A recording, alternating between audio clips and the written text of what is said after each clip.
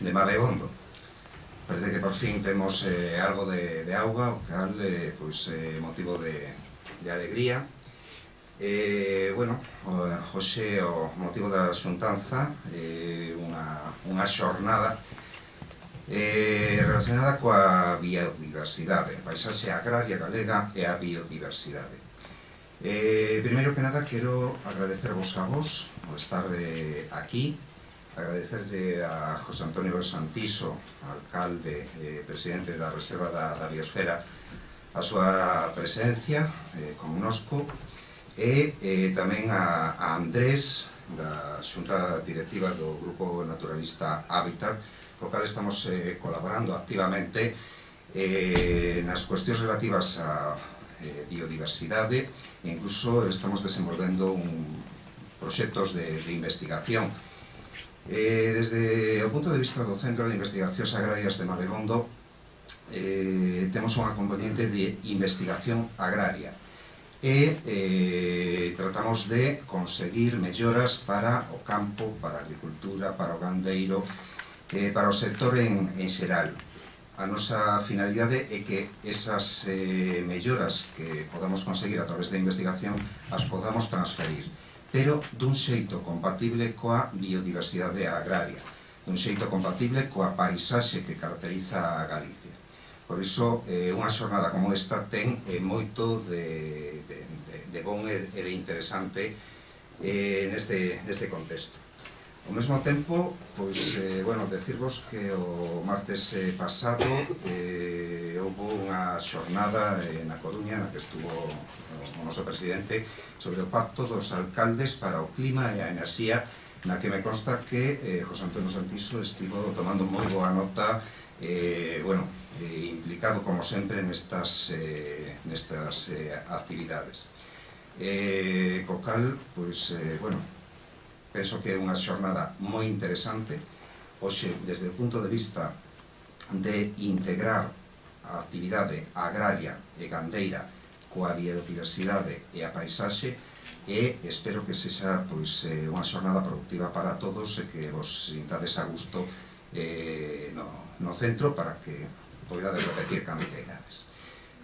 Sin máis, lle cedo a palabra ao señor alcalde, presidente da Reserva da Biosfera. Moitas gracias. Pois moitas gracias, señor director. En primeiro lugar, evidentemente, agradecerlle ao director que nos ceda estas instalacións ou que nos acolla estas xornadas que tamén dirixen o Grupo Naturalista Hábitat.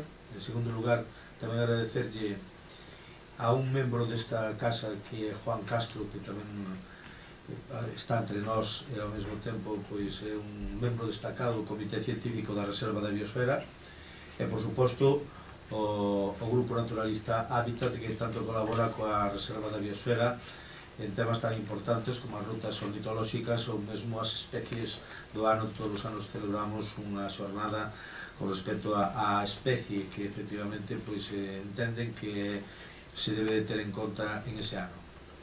Agradecer ao Centro de Investigación Agraria esa colaboración que está tendo ca Reserva de Biosfera no último ano, dous proxectos de innovación, concretamente o tema do xurro, a investigación co xurro do que ven sendo residuos do porcino, e máis a establecer unha estrategia para a mobilidade de terras ou para o aproveitamento das terras das cooperativas agrarias. E nós, desde a Reserva da Biosfera, o que vamos a intentar, si se trasladou, tuve a ocasión de trasladalo representando ao Estado español fai pouco tempo en Colombia, en Cartagena de Indias, para toda Iberoamérica, estamos intentando innovar no rural con estas marcas de calidade que estamos poñendo en marcha na Reserva da Biosfera, que espero que precisamente cambie dentro de uns anos esa paisaxe agraria, esa biodiversidade que efectivamente houve fai moitos anos e que era un pouco caótica, pero que realmente si somos capaces de dirixila e de estratificar o que é a produción, seremos capaces de celebrar unha nova paisaxe agraria no que é o ámbito da Reserva da Biosfera. E non debemos de estar facendo tan mal en conxunto, porque tampouco non hai ninguén que bueno, pues que proteste por conforme estamos levando o traballo. Hai bastante consenso e sobre todo hai algo extraordinario que ocorre nesta reserva da biosfera que non ocorre nas restantes que hai, polo menos nas de Iberoamérica, que é de que voluntariamente a xente quere incorporarse á reserva da biosfera. Temos 5 solicitudes de 5 concellos que son Carballo, Laracha, Cerceda, Mesía, máis Vila Santar, que se queren incorporar, pero están chamando á porta. O outro día estivemos en Ponteceso, porque queren entrar tamén Ponteceso, mas así vamos parar porque senón vamos a coller a provincia inteira. E tampouco non é a nosa idea a de estendernos tanto, é de que sirva como exemplo unha maneira de entender o que é a biodiversidade, unha maneira de que entender o que é o desenvolvemento sustentable, e que realmente pues, o podamos poñer na práctica non solamente esas teorías que están moi ben, pero están moi ben para poñer nos libros e para estudiar nas distintas facultades ou nas distintas escolas.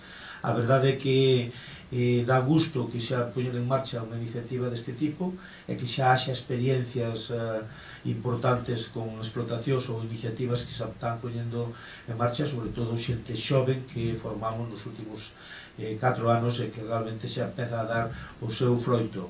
Por lo tanto, o único que vos animo é que efectivamente, en combinación con eso, xa que estamos en terreo da reserva da biosfera, que aproveitemos e que saibamos un pouquiño máis e que nos interesemos un pouquiño máis pola nosa paisaxe e ao mesmo tempo pola nosa biodiversidade. Moitas gracias, Manuel e Mas Andrés. Pasamos a palabra a Andrés, vocal da Xunta Directiva do Grupo Naturalista Hábitat. Bueno, bons días a todos. Antes de nada, non podo senón sumarme aos agradecementos que xa se comentaron a todos os integrantes do CIAM, ao seu director, a Juan Castro, que temos aquí connosco, por abrirnos as portas destas instalacións, por permitirnos achegarnos xa dende fai un tempo facer traballos conxuntos. Confío que esta relación poida continuar moito tempo.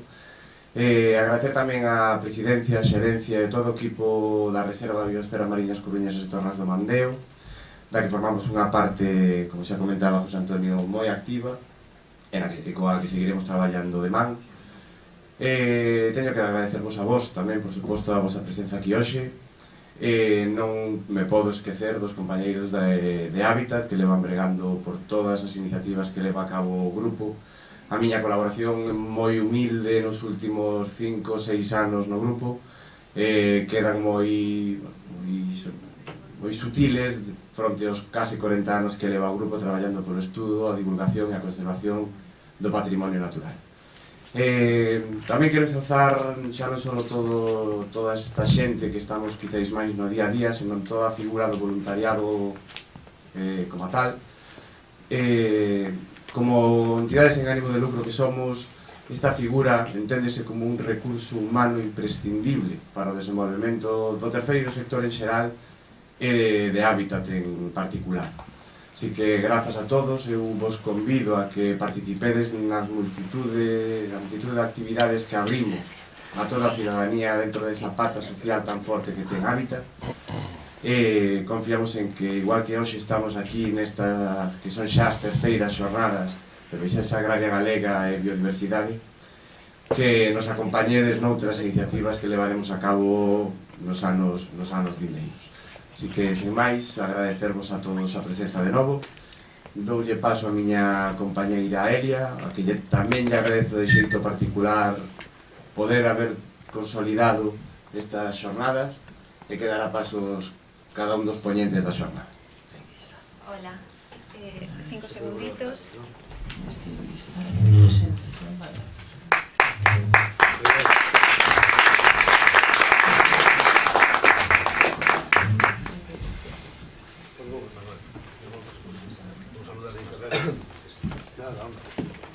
Acabo de avisarme para o día de sí. Vale, Isabel. Me perdí aquí porque son una cantidad de edificios. Non é tan difícil. Estuve en el laboratorio, Pero así tamén viches todas as instalacións. Hasta luego. Bueno, Hasta luego. Bien. Buenos días a todos. Quiero agradecer a la organización. Isabel. Bueno, perdona. Hola, buenos días a todos. Doy paso a la primera ponencia. Isabel Aguirre, arquitecta y directora de la Escuela Gallega de Paisaje. Entonces, sin más, se nos va a hablar de la guía de peches tradicionales en Galicia. Entonces, sin más, ahora sí, ya os doy paso a Isabel. Gracias. Muchas gracias. Buenos días outra vez. Quero agradecer a organización de terme invitado a presentar esta guía dos valados de Galicia. Eu teño que dicir que estou vinculada a Hábitat desde fai moitísimos anos. Creo que non sei cando se comenzou a súa actividade Hábitat. No 79. En o que ano? 79. 79, pois eu penso que estou xa desde o 79 vinculada a Hábitat, porque me parecía que neses momentos non había ninguén que se preocupase polo que era a natureza. Teño todos os caderniños dos paxaros, dos que envían de regalo, e para min é algo que pareceme entrañable por un lado e por outro lado importantísimo no que é o desenvolvemento e a protección do medio ambiente, o desenvolvemento territorial sostible, a protección da biodiversidade, todos estes temas que en este momento están na mente xa de moitas persoas, pero que fai moitos anos era algo impensable de falar delo. Eu agradezo moitísimo por eso estar aquí, gústame moito. Gracias. Bien, a cuestión é a presentación desta guía dos valados que fixemos a instancias da Consellería de Medio Ambiente dirixido por o Instituto de Estudos do Territorio. Pero me gustaría tamén facer unha pequena visión do que é para min a dedicación á paisaxe.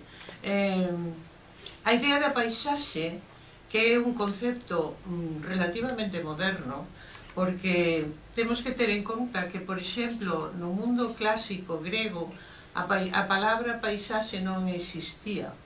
Non era que eles non se estasiasen vendo a beleza da natureza, pero ese sentido da natureza como un feito cultural é un concepto que evolucionou conforme a humanidade foi controlando a natureza. A natureza en primeiras épocas da humanidade era o enemigo, non? Eran os animais feros, as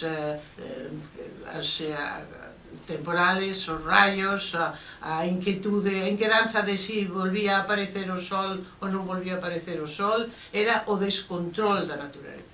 Conforme o mundo vai se transformando no mundo agrario, aséntanse as diversas culturas, ese mundo agrario vai controlando a natureza, pero é a fonte do seu traballo, é a fonte do seu sudor, é a fonte do seu esforzo. Ten que ser unha cultura xa moito máis desenvolvida, unha cultura que é capaz de enfrentarse á natureza dominándola, a cultura que pode entender a natureza como un ben patrimonial, no sentido estético e cultural do que é a natureza. Pero non podemos esquecer, e nunca deberíamos esquecer, que o territorio e, por tanto, o control da natureza está nas mans dos que traballan, as mans dos agricultores, as mans dos paisanos, as mans dos que o construen a natureza moi diversa, porque Galicia é un exemplo excepcional, porque está habitada desde fai centos e miles de anos, e todo ese traballo que as distintas sociedades teñen feito nesta natureza son as que foron construindo esa paisaxe que hoxe nos asombra ca súa beleza. Tamén a parte que non está tocada, evidentemente, temos o tema costeiro, e tamén a parte que está estragada. Somos os responsables das desfeitas que se teñen feito ca natureza, ca edificación, ca depredación do territorio. E iso é o que temos que loitar nestes tempos. Pero é moi interesante porque a idea da paisaxe, para os que nos dedicamos a isto, temos un hito cultural que é cando Petrarca, que era moi aficionado a camiñar polo campo, estaxíase frente á beleza do monte Ventoux e o escribe. E por primeira vez en un texto aparece algo escrito en donde a natureza se considera un placer estético, capaz de transmitir un placer estético. Esta maneira de mirar a natureza vai evolucionar ao longo do tempo cando os paisaxistas toman como motivo de tema para os seus cadros, para as súas pinturas, temas da natureza.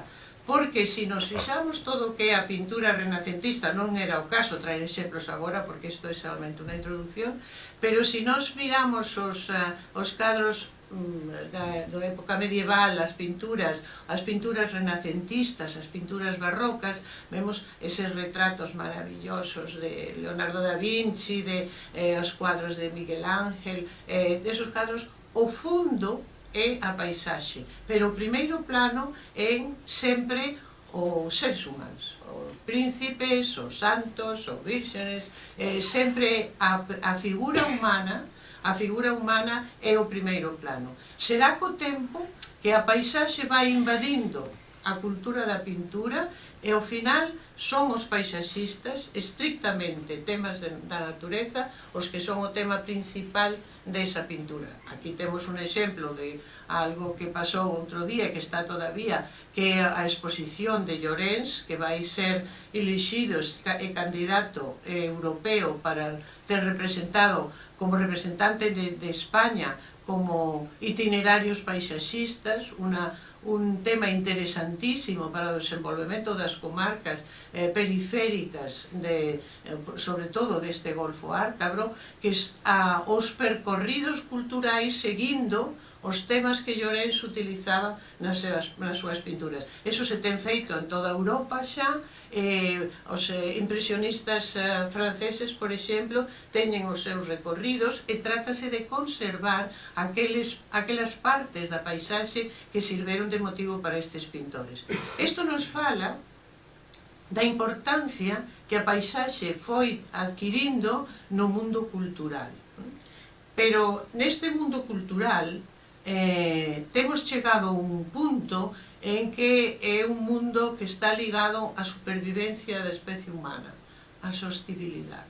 O sea, se non somos capaces de protexer a nosa paisaxe e, por tanto, a natureza que o soporta, non seremos máis. Eu estou convencida. Pero en este camiño que temos emprendido e que está aflorando por todas as partes, cas novas leis da paisaxe, cos catálogos das paisaxes, como é todo relacionado co medio ambiente, a infraestructura verde que neste momento estamos a desenvolver na Escola Galega da Paisaxe xunto ca Consellería. Todas estas cuestións van dirixidas a esa protección da paisaxe, pero a protección e a salvaguarda do que é a especie humana. Estamos a sufrir a seca que deste momento é unha consecuencia directa de non ter cuidado o noso territorio, eso sabemos todo. A contaminación que se ten feito, o fenómeno de CO2, porque xa non é solamente a seca, é a contaminación brutal. As cifras da xente que morre por contaminación ambiental son espeluznantes, non as queremos ver, pero están aí delante de nós.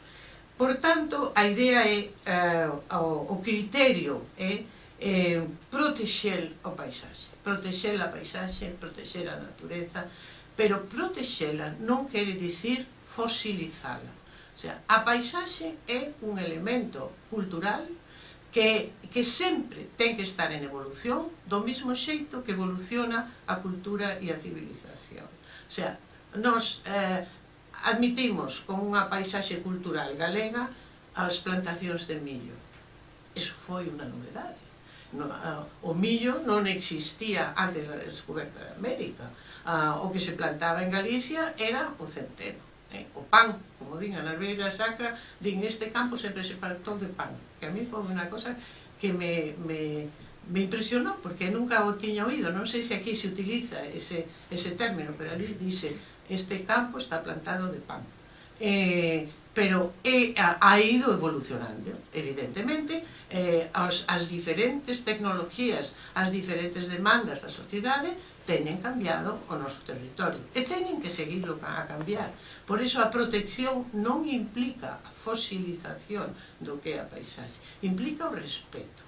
Implica o equilibrio, implica que as necesidades sexan reales, respondan ás necesidades verdadeiras e non a intereses económicos e productivos exclusivamente. Dicho isto, cando abordamos o catálogo, a guía dos valados, o primeiro que tivemos que hacer foi, evidentemente, unha investigación do que é o noso territorio respecto ao que eran, porque son os valados agrícolas, non os valados urbanos ou periurbanos. O que nós estudiamos son os valados agrícolas. E temos que tener en conta que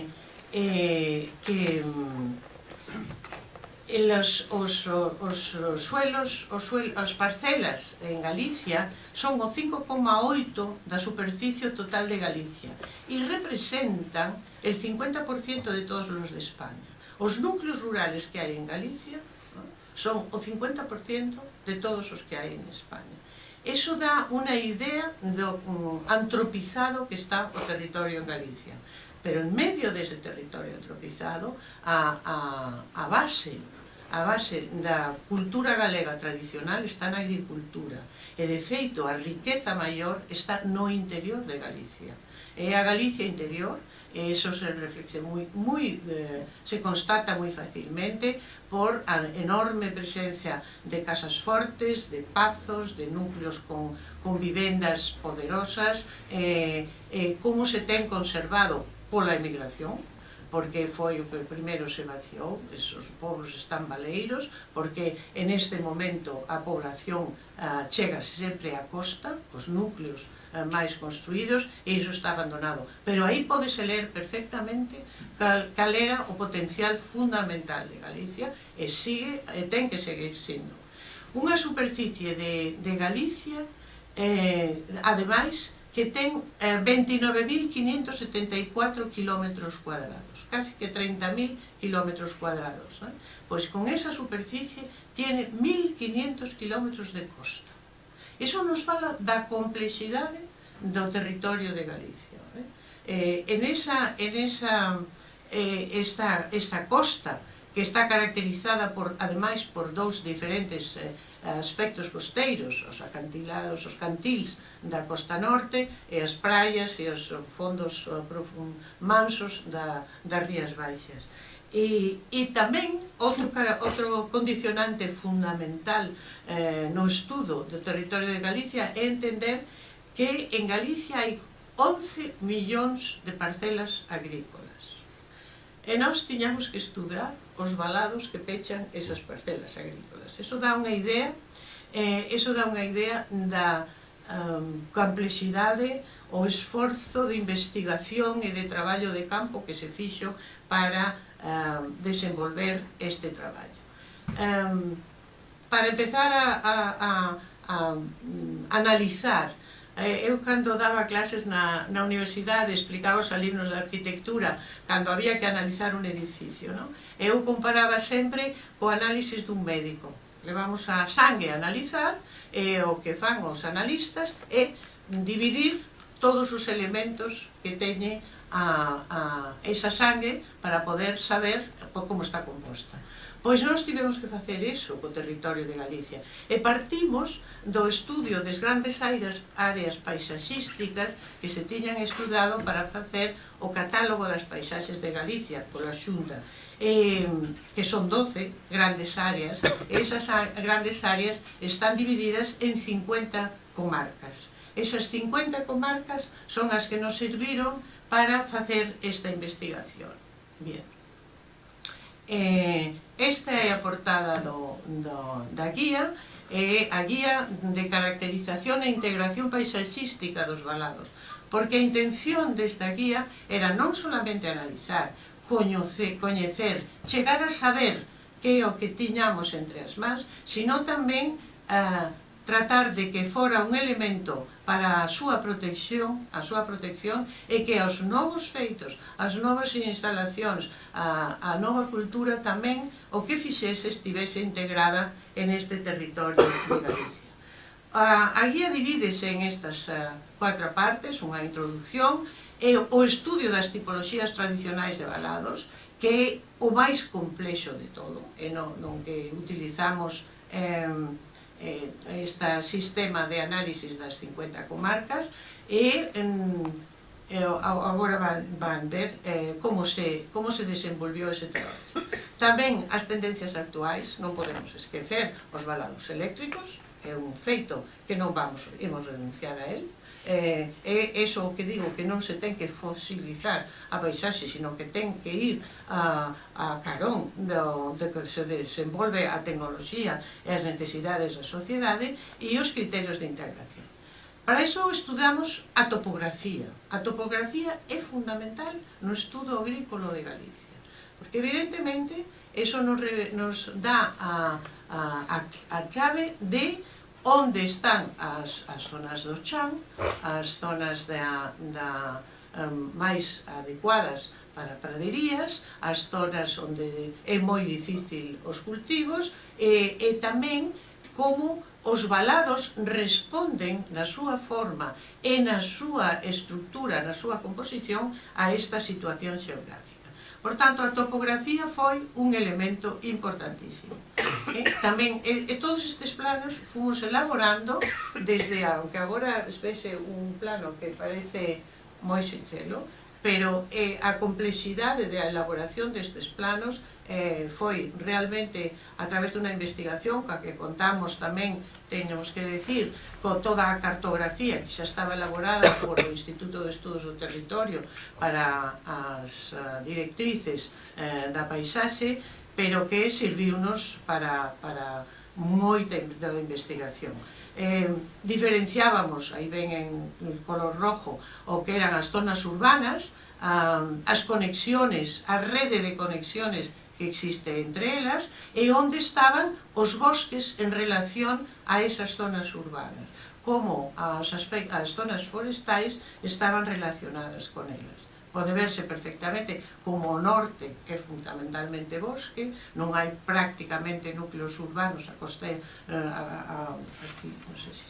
aquí vese que é prácticamente todo bosque, se diferencia en bosques duns tipos outros, os extremos cerca todo o que é a zona de Os Ancares, o Caurel, todas as serras do sur, tamén é todo bosque, tamén a zona máis abrupta da zona costeira tamén é todo bosque, e como nas zonas máis llanas, onde hai máis as terras chá, que poderíamos decir, aparecen os núcleos espallados. Pero como é moi curioso que o eixo costeiro é o eixo que está mellor comunicado, é o eixo onde están os núcleos, que prácticamente é unha cidade dispersa. Desde Ferrol a Vigo poderíamos considerala unha cidade dispersa. E como no interior ten os núcleos de Lugo e Ourense, e hai o gran valeiro interior onde a agricultura é o máis potente. Tamén estudamos como se distribuía os distintos conceptos de pezas agrícolas. A agra, que é unha peza moi interesante, moi antiga, que xa se fala na época dos romanos das agras, os grandes campos valados, pero que se dividían e que eran os veciños acordaban o que tiñan que plantar cada ano, deixaban unos en barbecho para un ano para outro, pero os que os tiñan delimitados, as pezas grandes, pero tamén divididas. Eso, na visión do que son os valados, ten un interés enorme porque os valados ao final é como a estructura artificial do territorio. Do mesmo xeito que os ríos e as montañas estructuran un territorio, os ríos son os corredores do territorio e as montañas son o gran peche de Galicia, no? Toda esa cornisa que ten, ese borde que ten montañoso que nos separa de Castilla, esa estructura natural do territorio ten unha rede superposta da estructura dos valados que diferencia a propiedade agraria, que diferencia as agras, que diferencia os vascales, que diferencia as viñas en terraza, por exemplo, en esta zona, ¿no? Aquí vemos toda a zona del Cañón do Sil e do Cañón do Miño, que son a estructura de viñedos en bancales. Pero outros son as agras, que son as zonas máis llanas, agras da outra comarca, e as zonas costeiras, as zonas máis edificadas, máis construídas do Golfo Ártabro e da zona sur vinculada ás cidades de Vilagarcía, Pontevedra e Vigo. Outro tema importantísimo a estudar para facer a Guía dos Valados foi a xeoloxía. A xeoloxía é interesantísima porque a resposta que dan a cultura galega para construir os seus valados que pechan aos seus campos, aos seus agras, está directamente relacionada co material que encontra no solo. Por tanto, a coñecer as zonas graníticas, as zonas de xistos, as calizas, as cuartitas e moitas outras máis que estudamos, en este mapa xeolóxico vese tamén a rede de a rede de fracturación, todas estas fallas que cortan o noso territorio. Hoxe mesmo, neste momento, está a dar unha conferencia o Dr. Vidal Romaní, a conferencia de despedida da Universidade, sobre a xeoloxía de Galicia, e fala de que a masa que conforma Galicia é moi anterior á aparición da Península Ibérica. As terras máis antiguas, e xeolóxicamente Galicia é moito máis antigua que o resto da Península Ibérica, co corte que o separou da América, que está nesta zona, no? Cando América se desprendeu nesta parte. E todo iso está na matriz, e na sabiduría ancestral que permitía utilizar os materiais que tiña a man para facer estos valados que son unha riqueza cultural que temos que protexer. Porque o tempo que a estructura agraria, eses 11 millóns de parcelas en propiedade, que ás veces son unha traba para facer os cultivos e a concentración parcelaria, daquela maneira, algunhas veces, eu non estou demasiado conforme co que fai ás veces, pero ten que romper, é a característica do campo. É moi importante, a mi modo de ver, que esta guía, para aquelas xentes que a podan ver ou que podan interesarse por ela, les faga abrir os ollos, o mesmo que a Petrarca, a beleza do Monte Bantú, fixo de considerar que a natureza era algo máis que a fonte dos recursos para a vida, que era unha fonte de placer espiritual, e ter entendido que os valados que temos herdados e que configuran a rede que conforma e estrutura o territorio teñen un valor estético e patrimonial importantísimo. Ben, pois a xeoloxía era básica para este coñecemento. Entonces, nos metimos a estudar con as tipoloxías que podía, isto é un agra, un agra era esta peza grande que estaba xeométricamente moi ben definida e que permitía os cultivos alternativos en base a que se puñan de acordo as familias para traballar en eles. Era un sistema agrícola que perdurou durante siglos e que aínda ás veces perdura. E o bocage, que é este outro sistema de pequenas parcelas pechadas e sempre encaixadas entre zonas boscosas. Bueno, Eso estudamos, non solamente eso, estudamos moitísimo máis de todas as tipoloxías, porque a idea era ver como podíamos agrupar en tipoloxías os valados e despois en cada área, en cada comarca, en cada área paisaxística, en cada comarca, ver cales eran os distintivos de cada un delas. Non? Ben, as 50 comarcas e as 12 grandes áreas de Galicia en que está divididas son estas. As primeiras áreas son as serras orientais, as serras surorientais, as chairas e fosas luguesas, as chairas e fosas e serras orientais, as ribeiras encaixadas do Miño, a costa sur baixo Miño, a Galiza central, as rías baixas, as chairas e fosas occidentais, o Gorzo Ártabro, que é onde estamos, a Galicia septentrional e a Mariña baixo Eo, o baixo Eo. En todas estas, estes elementos son as comarcas e todas esas estudamos para ver cales eran as características dos valados agrícolas en cada unha delas. Fíxose, bueno, esta é a metodoloxía que utilizamos,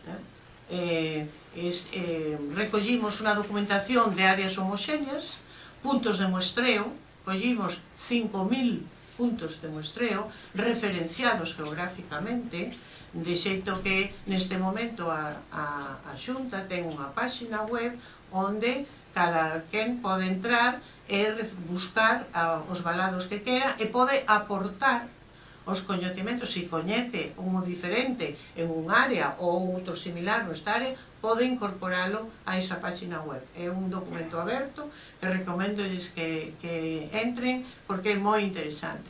Estos puntos de muestreo despois eleximos uns puntos dirixidos, traballamos con 1260, quero recordar, que serían os puntos de traballo.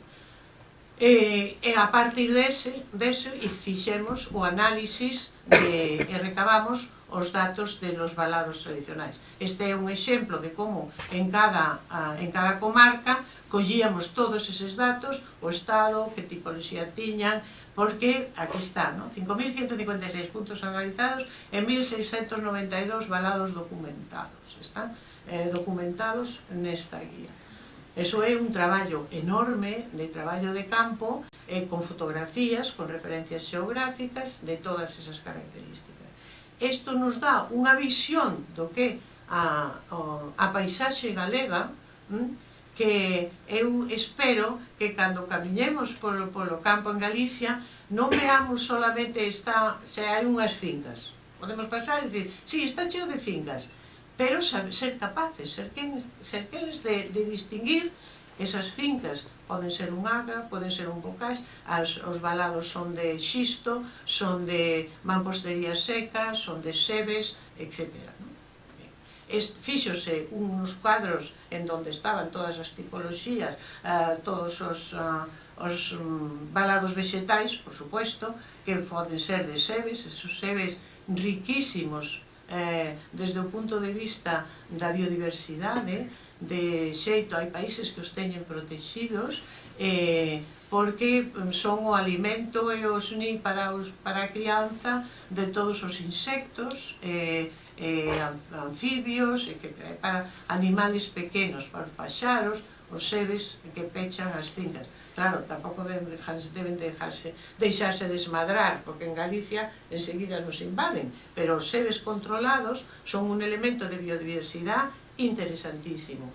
Tamén feitos con árbores en aliñación ou árbores montados como sebe. Valados de pedra, que poden ser de granito, de xisto, de chantos, de cachotería, etc. E tamén solucións mixtas, porque hai postes de pedra ou de madeira, ou tamén chantos lisos. Todos esos elementos están estudados en cada unha das comarcas de Galicia e vinculados directamente a cal é a tipoloxía preferente en cada un deles. Este é un exemplo de mostraxe. Os puntos roxos son os que se tomaron como referencia. Este é un pequeno anaco da costa. Pois iso se fixo en todo o territorio de Galicia. Aquí hai outro exemplo de traballo do campo en donde se especifica os valados en boa construcción, teñen unha altura media de 1 metro, están derruídos, o cachote é de granito, ou é de xisto, ou é de pedra calcárea, ou é de formigón, como pasa neste caso, que tipo de valado se fixo. E dentro diso encontrámonos verdadeiras esculturas no territorio. Son de unha beleza, hemos ver algúns exemplos de como non con unha intención estética, porque evidentemente cando unha familia decidía pechar unha finca non o hacía porque foran uns artistas que quixeran facelo, pero é tan directa a funcionalidade e a composición en arquitectura falase de 3 elementos para que algún edificio sea arquitectura, que xa o estableciu Vitruvio no século I, e dicía firmitas, utilitas e venustas, que sea firme, sea sólido, que sea útil, utilitas, e venustas, que sea bello.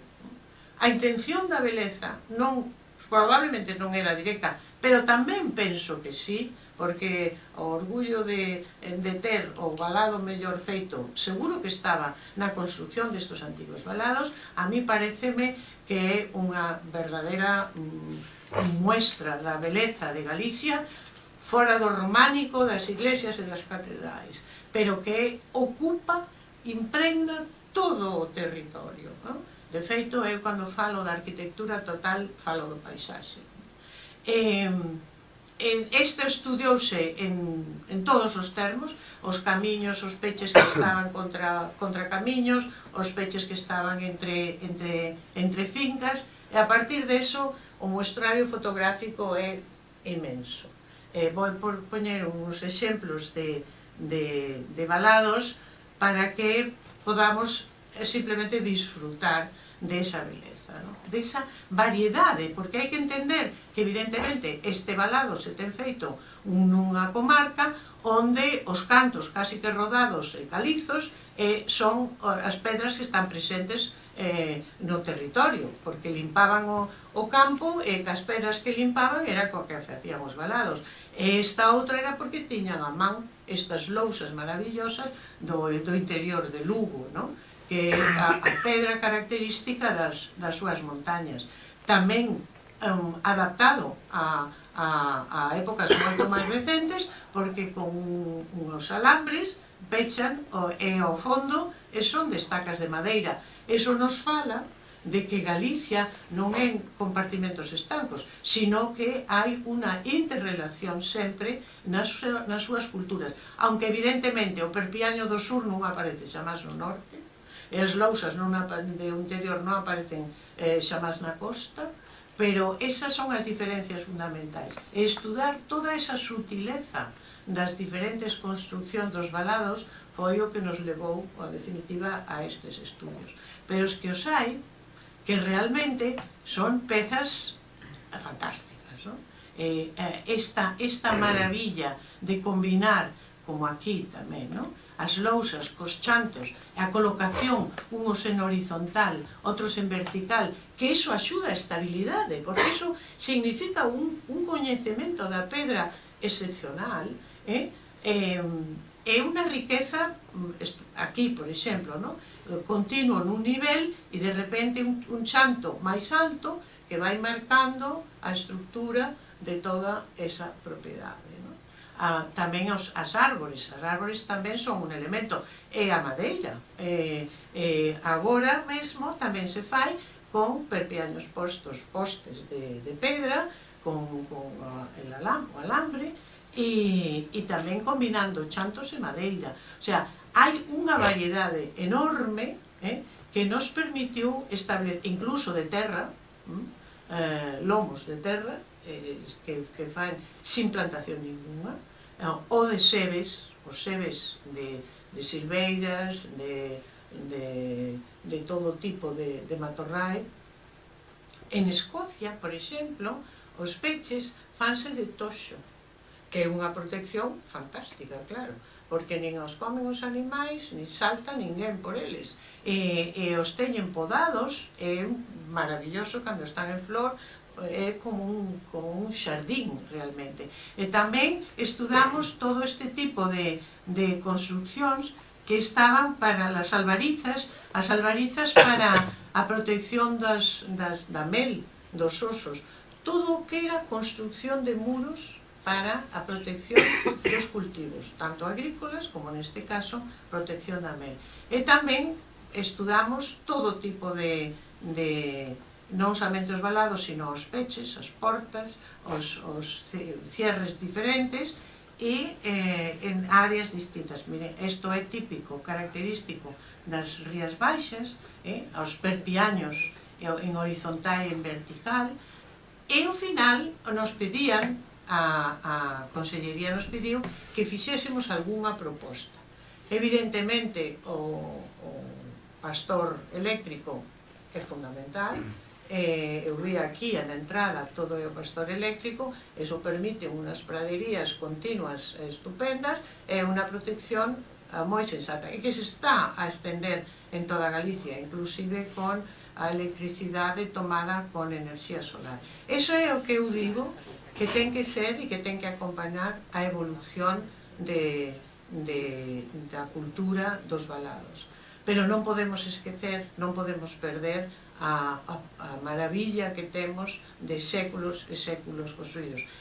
Pensade que hai algúns que están datados por os arqueólogos, que hai peches que son do século VI, garantizado que son do século VI e probablemente anteriores. Eu recordo nos años mozos, estiven en Inglaterra estudando unha temporada, e unha das cousas que levábanos a ver como unha excursión moi especial era nun outeiro, levábanos en un autobús a un outeiro, e ali dicíanos, esta paisaxe está así desde a época dos románs. Eu acordábame da miña Galicia e dicía, Galicia está así desde a época dos celtas, porque é verdade, hai moitas partes de Galicia que teñen a mesma estrutura das épocas anteriores aos románs.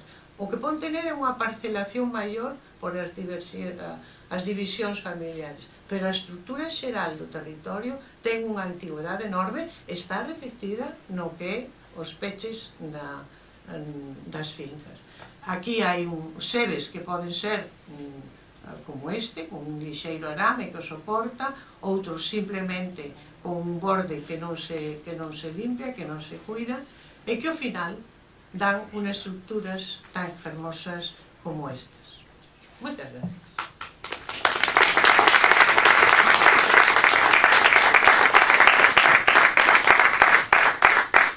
Si alguén que... Bueno, ¿alguna pregunta? ¿No? Encantada de contestar.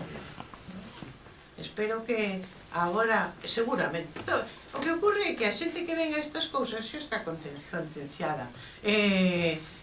O problema é a xente que non escoita estas cousas e que non lle interesa. E aí é onde temos que dar a batalla. Temos que dar a batalla. Dime, Juan. Gracias. Mira, unha... Gracias. Unha curiosidade. Percibichedes ou vendo os datos, se constata que nas zonas onde hai concentración parcelaria existiu unha degradación destes valados, lóxicamente, se tiraron, se moveron, é dicir, nese sentido, nas zonas que estaban concentradas, notachedes que se tiñan degradado estes peches ou non necesariamente? Que si las desmontaron con la concentración parcelaria. Sí, para hacer parcelas más grandes, que al final todo ese patrimonio se va por delante, ¿no? Sí, las desmontaron y las quieren seguir desmontando. Y es una batalla. Me pidieron que suprimiese del prólogo la palabra patrimonio y me negué, porque les da miedo que patrimonio les diga que non poden tocar. Pero eso é unha batalla que eu estou disposta a dar, porque pareceme que está moi por riba, porque unha cousa que eu lle preguntei o director xeral era se tiñan estudado as vantaxes da concentración parcelaria, cales eran os resultados económicos da concentración parcelaria. E a contestación foi, non, nós non facemos eso. O sea, se inverten centos de millóns en moitas veces desmontar un patrimonio, e e despois non se sabe se é para ben ou para mal.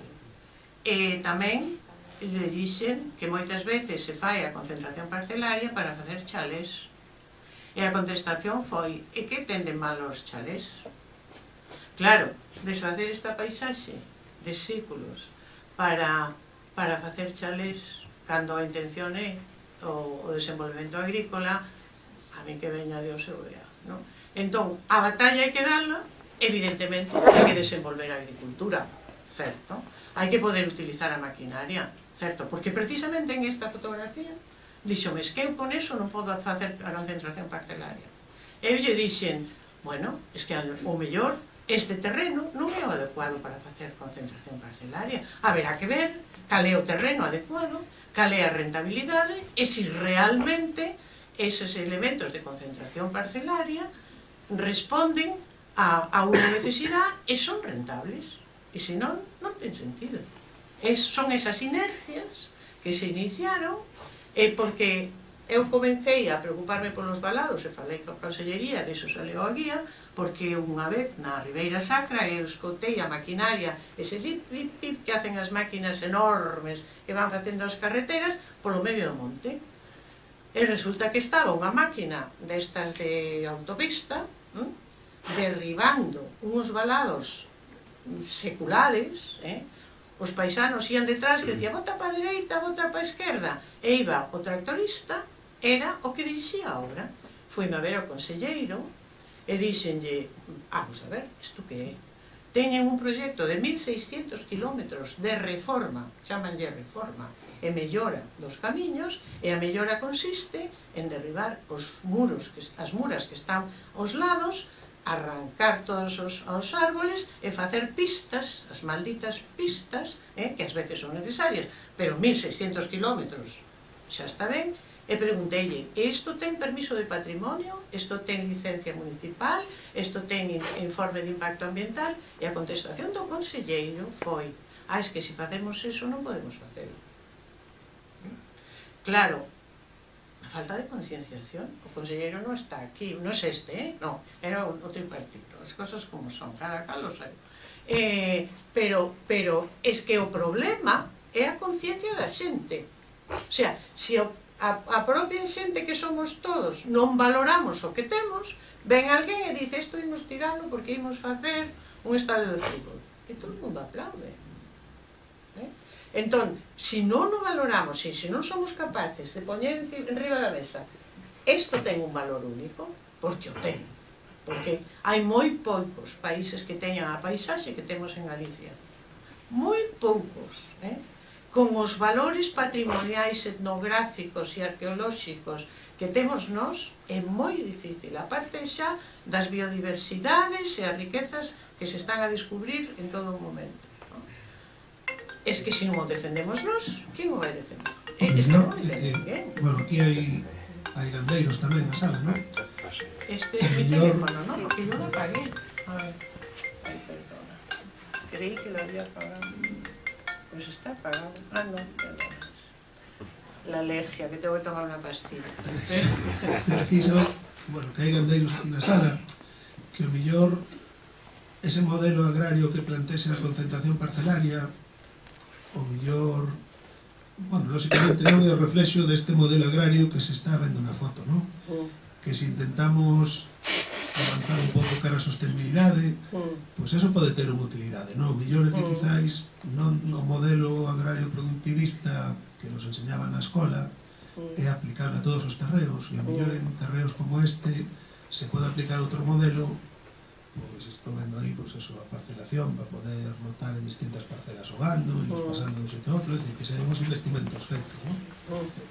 O intentar non negar o progreso da concentración, que mellor hai zonas que sí, pero hai outras que non. Non sei, Sergio, tú que estás no día a día, ou aportar algo aí ao debate. Sí, eu entendo, claro. Es que é o que dixe sempre, non é fosilizar o territorio. Hai que poñer en riba da mesa as necesidades. E iso é prioritario, porque o hábitat tamén o formamos nós, a biodiversidade tamén o formamos nós, pero hai que ter un equilibrio, hai que ter unhas razóns, e se destruímos e construímos, é por iso que nós propoñemos un tipo de peches tamén que pode integrarse, pode facerse tamén para as partes que sean máis representativas. Non se vai pechar isto 3 hectáreas porque é ruinoso, non? É imposible, pero para eso está o eléctrico. E o problema é que se hai que destruir, porque evidentemente sempre hai que destruir, algo hai que destruir, o primeiro que destruir é o arado que reventa a terra, non? Pero hai que plantar, pero hai que establecer un equilibrio e, sobre todo, ter a conciencia de que é un valor. Entón, tratalo como un valor, non como algo que non vale, non? Pero eu entendo, a agricultura ten que desenvolver, é certo.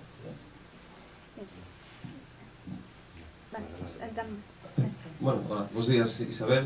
4 ideas moi breves. Primeiro, dar os parabéns pola elaboración da guía e reflexionar que é unha ferramenta moi útil e necesaria, desde logo que nos pon noutra categoría a nivel europeo, porque ter este tipo de material tamén feito pois é moi positivo, desde o meu punto de vista. Segundo, de subliñar a importancia para a biodiversidade, que é unha cosa das que nos ocupa nesta xornada, destes valados. Tamén focalizar para que grupos son especialmente útiles. Estou pensando en moitos dos réptiles que colonizan zonas chairas, son absolutamente vitais estes valados. A distribución de moitas especies explícase precisamente por estes valados nestas zonas chairas. Estou falando de lagarto arnal, de lagartixa galega, de outros reptiles que hai na nosa terra. Tamén para os liques, para as comunidades liquénicas, tamén está moita da dispersión que teñen, ocorre apoiados nos valados, e incluso tamén no morteiro con pH este alto, que para moitas especies que son máis calcófilas pois poden dispersar desta maneira. E despois tamén polo pequeno microclima, as condicións a nivel de microescala que se generan para moitas plantas, comportamentos e demais. Simplemente poñer aí unha liña. Despois 2 ideas máis. A primeira é que en Francia, en La Vendée, o Bocage de La Vendée e demais, están protegidos non somente por seu valor cultural, senón tamén por seu valor ecolóxico. É minifundio. É minifundio. Detestamos o minifundio, definímonos unha especie de autoodio subxacente, como que os galegos somos minifundistas, cando realmente é unha riqueza. Trátase como un insulto, minifundista. Exactamente. Eu penso que hai que poñero, igual, está ben decilo unha 1000 veces. O minifundio é bo. E o minifundio é positivo, tamén desde o punto de vista ecolóxico e de manexo do terreo. Componemos os cultivos en terreos con moitas pendentes, con moita escorrentía, con moita erosión, é a mellor forma de cultivar, facendo parcelas pequenas. Con parcelas grandes, acaba fertido o solo, marcha coas primeras... As plagas nas parcelas grandes espállanse rapidísimamente. E tamén é moi interesante que a Comunidade Europea está a apoialo. De feito, hai unhas axudas para a xente que ten valados de pedra e exactamente pagan 0,70 céntimos por metro lineal por mantelos todos os anos. Ora, o que teñen que facer hai axudas por mantelos porque entenden a riqueza que é. Estás comentando onte con Juan Castro precisamente, creo que é moi oportuno que pase o micrófono, que as axudas europeas van encaminhadas a unhas cousas que son de conservación, pero outras estánse cargando sebes arborizadas porque basicamente non contabilizan no total das axudas para as parcelas agrarias. Entón, que pasa? Estamos axudando para facer unhas cousas e facendo outras. Hai que presionar para que o fagan. Están nas nosas mans. Hai que presionar, claro. E se considera un valor, aparece en unha guía como un valor, e se considera que eso é a riqueza, porque ao final da guía tenes, Juan me parece que tiene, non? Sí, eu teño, sí. Pero traje outra para que se quede aquí tamén, para os de hábitat, e están os sebes con as especies que o conforman, e a riqueza que eso supón. A riqueza é indubidable, e penso que está fora de calquera dúbida. O tema é que vai facer a PAC, a Unión Europea, para conservar esas sebes en Galiza. Sei que os vai conservar no Reino Unido hasta que saia da Unión Europea, en outros sitios, pero en Galiza non tiene tan claro. É unha ultimísima cousa, un apunte, é sobre o concepto bosque. Unha plantación de eucaliptos non é un bosque. Os bosques de eucaliptos están en Tasmania, están no sur de Australia, pero en Galiza, o sea, non, é incorrecto falar de bosque. O bosque de eucaliptos, a plantación, chamolles plantación. É que penso que hai que desterrar a palabra bosque para os eucaliptos. Hai que chamar bosques e tal as carballeiras climáticas que hai galeco-portuguesas ou incluso o bosque de Ribeira, pero as plantacións de eucalipto é facelle un favor ao lobby forestal, dicindo que son bosque, e non, Galicia está chea de bosques grazas a nós. O carallo, non, me nego. O eucalipto, doite toda a razón, o eucalipto ademais ten unha componente moi negativa. Estamos moi preocupados, e é certo que todos os gobernos e todos a xente está sensata, está preocupada por a despoboación do campo. E os eucaliptos non precisan man de obra. Os eucaliptos poléanseles solos, un paisano, alguén planta unha hectárea de eucaliptos e vais a vivir a Barcelona. E xa non se preocupa máis, non hai máis que facer. Poléase sola, está ali, e crecen solos, non ten problema ningún, e incluso pode cortalos e venderlos sin siquiera volver por tornar por aí. Se tes uns carballos ou tes uns castiñeiros, precisas mano de obra, pero tamén é unha riqueza. Pero eso é por lo que hai que batallar. Mira, Dominique sabe, cantos millóns de empregos hai en Francia relacionados co sector da silvicultura dun monte multifuncional como hai ali?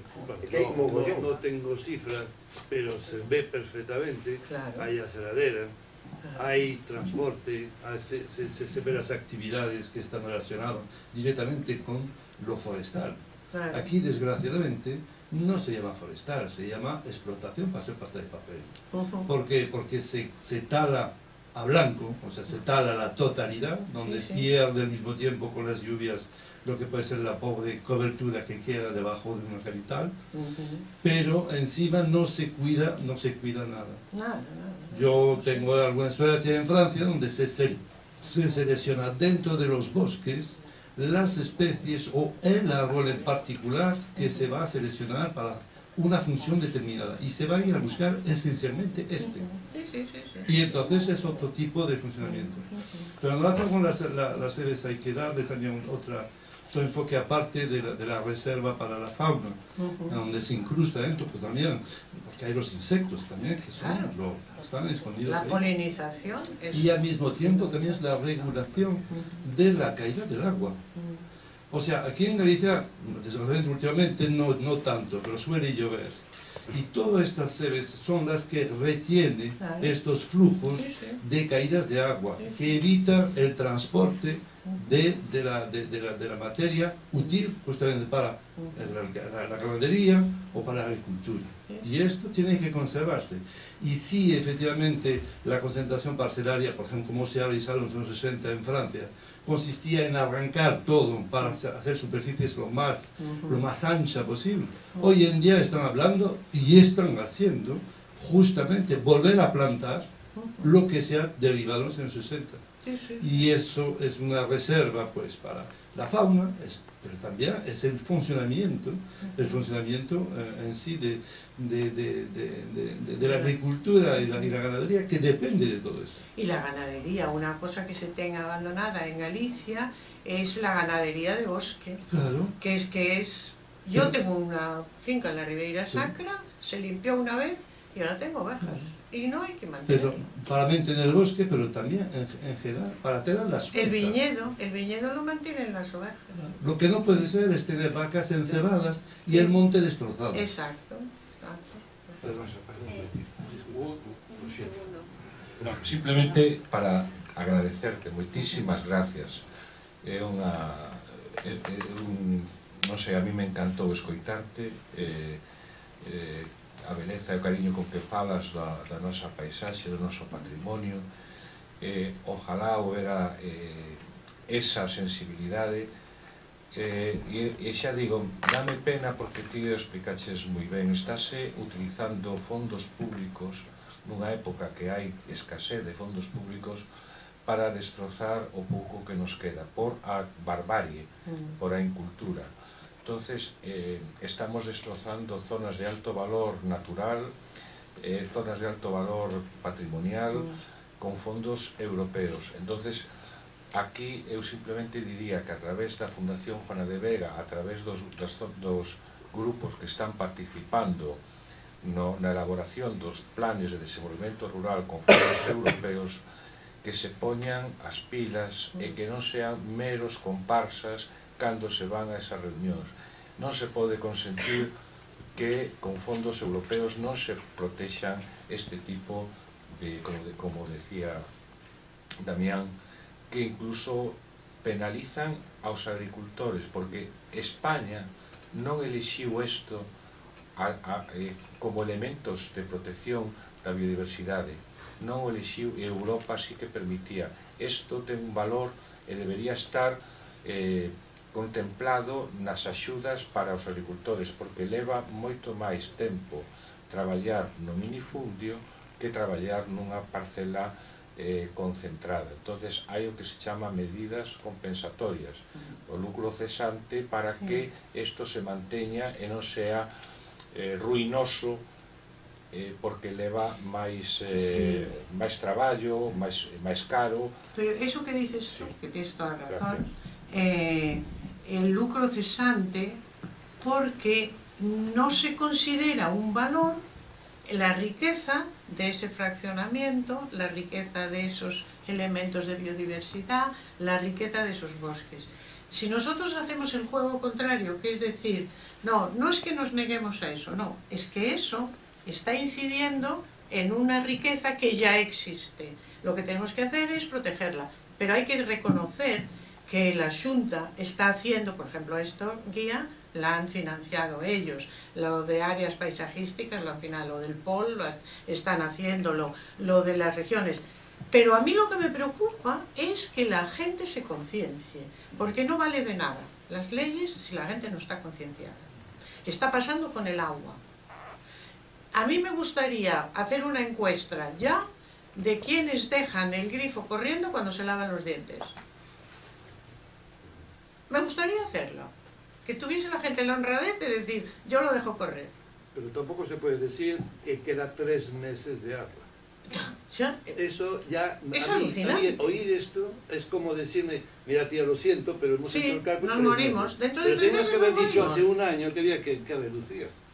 No a 3 meses de esto, que no hay forma de concienciar a la gente. ¿Pero por qué? Es que la gente es tan anormal que no se da cuenta de lo importante que es el agua. Se lo tiene que decir la Xunta. A mí es que me alucina que haya que decir. Es que hay cosas que dices, ¿cómo es posible que haya que decirlas? Pues hay que decirlas. Yo a veces, que voy predicando, porque me dedico a predicar este tipo de cosas, pienso, pero es posible, yo tengo que estar diciendo que hay que proteger el paisaje. Yo tengo que estar diciendo que los sebes, que esos cielos llenos de flores, eso lleno es una riqueza. Es que es evidente, es que tenía que entrar por los ojos. Pero eso hay que empezarlo desde la escuela. Y los eucaliptos, perdona, consumen mucha más agua que esto. Entonces, no, a mí me parece un poco ridículo que hablemos de pechar os grifos que cando estamos rodeados de eucaliptos que consumen o doble que si hubiera un pasto. Sí, entonces, pero prohíbe plantar los eucaliptos y verás la que se monta. Claro. Respeta las claro, que hay. Claro. Y hay una ley, la ley perversa, yo lo he dicho y se lo he dicho al presidente y lo he dicho a todos, que es muy, muy engañosa. Dice la ley, en el artículo 52, tendrán que pedir permiso, informes y no sé qué para plantar eucaliptos las fincas mayores de 50 hectáreas. ¿Cuántas fincas mayores de 50 hectáreas hay en Galicia? Todo lo demás se puede plantar, con lo cual se puede plantar en Galicia. Claro, es que estamos tontos, o sea, estamos tontos. Pero hay que ir por los pueblos y decir, no, mire, es que usted no puede plantar eucaliptos, ¿eh? Perdón, a ver, sí que hay leyes, lo que pasa es que esas leyes hay que hacer cumplidas, ¿eh? Hay leyes, hay tierras agrícolas que no se pueden plantar. Exacto, pero no se aplica. No se pueden sustituir frondosas con cifolias, con eucaliptos. Y se hace. Pero es administración. Y no se controla. Hay que implicarse, ¿eh? Y en la red de Natura tampoco se pueden. Tiene toda la razón. No es aquí, con 1,5 millones de propietarios, claro, es un edificio. Muchísima gente. Lo que no hacemos es controlar. A ver, moderadora. Y como no empiecen a aplicar la ley, no hay nada que hacer. Claro, lo que pasa es que, bueno, la concienciación es importante, pero las leyes hay que cumplirlas. Hay que cumplirlas. Que senón, que quen debe de facer que se cumplan é a administración. Si en este momento se cumpliese, perdona, esa ley, la mitad de las plantaciones de eucaliptos tenía que desaparecer. Y se iba a montar la gorda, pero la mitad, y debería de hacerse, yo lo apoyo, desde luego. Mismo por el paisaje, todas las carreteras, me da pena cuando circulo por la costa gallega, las carreteras de costa, que no se ve nada. Sí, sí. Porque está todo plantado de eucalipto. Cuando Todo. ya está, por lo menos esta parte, queda desde la carretera a lo que es el paisaje, no dejar plantar. Que ponga frondosa, por lo menos para que quede en invierno la posibilidad de ver a través de la falta de ojos. Bueno, vamos a dejarlo aquí. Seguimos hablando en el café, que si no, no vamos a acabar. Muchas gracias.